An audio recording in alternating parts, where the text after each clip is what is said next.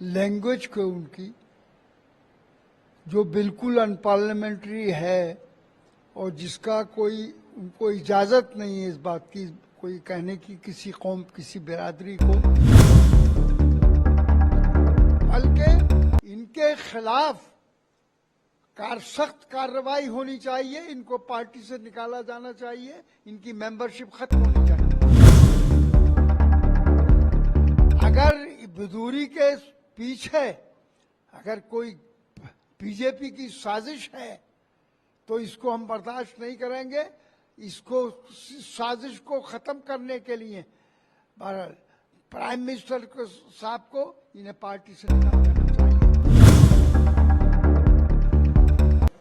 मैं विधूरी के इन अल्फाज को और इस लैंग्वेज को उनकी जो बिल्कुल अनपार्लियामेंट्री है और जिसका कोई उनको इजाजत नहीं है इस बात की कोई कहने की किसी कौम किसी बिरादरी को, मुसलमानों को इस तरीके से कंडेम करना।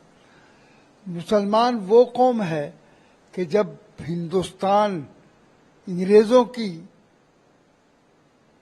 कब्जे में था और बेड़ियां पड़ी हुई थी हमारे गुलामी की, तब मुसलमान ने बढ़ चढ़कर सबसे इस हिंदुस्तान के लिए कुर्बानी दी, जेलें काटी, सीने पे गोलियां खाई जलियांवाले बाग में और बहुत जगह पर, और हर किस्म की तकलीफें सही, यहां तक कि फांसी के तख्ते को भी चूमा।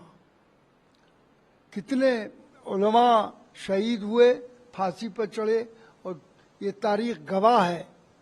लेकिन इसके बावजूद हम मुस्लिम कौम के लिए इस किस्म के ख्यालात करना, इस किस्म की बात करना और अनपार्लियामेंट्री लैंग्वेज पार्लियामेंट जैसी जगह में इस्तेमाल करना, बहरहाल कोई नहीं कर सकता, न इजाजत है किसी की।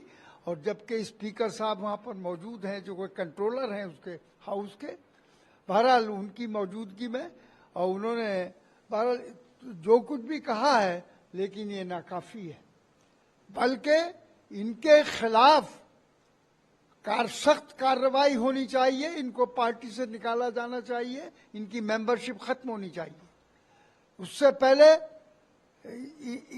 कोई सजा देना वो नाकाफी है इनके लिए।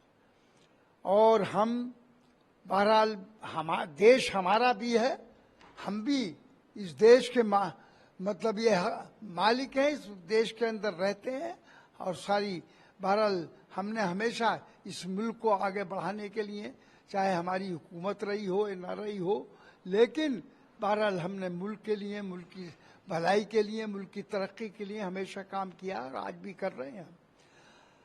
अगर बदूरी के पीछे अगर कोई बीजेपी की साजिश है तो इसको हम बर्दाश्त नहीं करेंगे। इसको साजिश को खत्म करने के लिए बहरहाल प्राइम मिनिस्टर को साहब को इन्हें पार्टी से निकाल देना चाहिए और इनको सजा देनी चाहिए। ये देश के हालात बिगाड़ना चाहते हैं ऐसे लोग, और देश को मतलब ये कि आज मैं इस तरीके से कंडेम इन्होंने इस जलील कराया है, और ये जो बातें कही हैं तो इससे उनकी पोजीशन कोई अच्छी नहीं बनी है। ये तो देश के लिए बहुत ही यानी नाकाबिल बर्दाश्त मकाम है कि देश के अंदर सारी उनके हाथ में ताकत होते हुए इसके बावजूद उनका एक मेंबर पार्लियामेंट इस किस्म के अल्फाज इस्तेमाल करे। तो मैं चाहूँगा कि अगर इसके पीछे कोई साजिश नहीं है तो इसको फौरन इनके खिलाफ कार्रवाई की जाए, पार्टी से निकाला जाए, सजा दी जाए। जब हम मतलब ये समझेंगे कि इसमें, वरना अगर इस तरीके से मुल्क के हालात बिगाड़ने की कोशिश की गई और सन 24 पर की तैयारी इस तरीके से की जाएगी तो इसको कोई बर्दाश्त नहीं करेगा। और इससे मतलब ये है कि अपनी पोजीशन खराब कर रहे हैं वो। हम बहरहाल जहाँ तक अपोजिशन का ताल्लुक है, अपोजिशन का संगठन है, मजबूत है और बना है, और इंशाअल्लाह वो उसकी और मजबूती रोज बरोज हो रही है। तो इसलिए उनको देखना चाहिए कि अगर इलेक्शन लड़ना चाहते हैं ये सन 24 का, तो इन बातों से काम नहीं चलेगा, अच्छे काम करने से बहरहाल वोट मिलता है आदमी को, खिदमत से अज़मत मिलती है, लेकिन ये गलत काम करने से, मुल्क के हालात बिगाड़ने से, ये फसादात कराने से इज्जत नहीं मिलती। तो इसलिए मेरी मांग है कि इस बात का जो दुख सारे हमें सब मुसलमानों को, सारे मेंबरान पार्लियामेंट को, सबको हुआ है, तो ये मुल्क के लिए ये कोई अच्छा काम नहीं है। इससे ज़्यादा बुरा काम नहीं हो सकता कि पार्लियामेंट यही जगह में जहाँ पर कोई गैर महज़ब लफ्ज़, कोई अनपार्लियामेंट्री लफ्ज़ नहीं बोला जा सकता।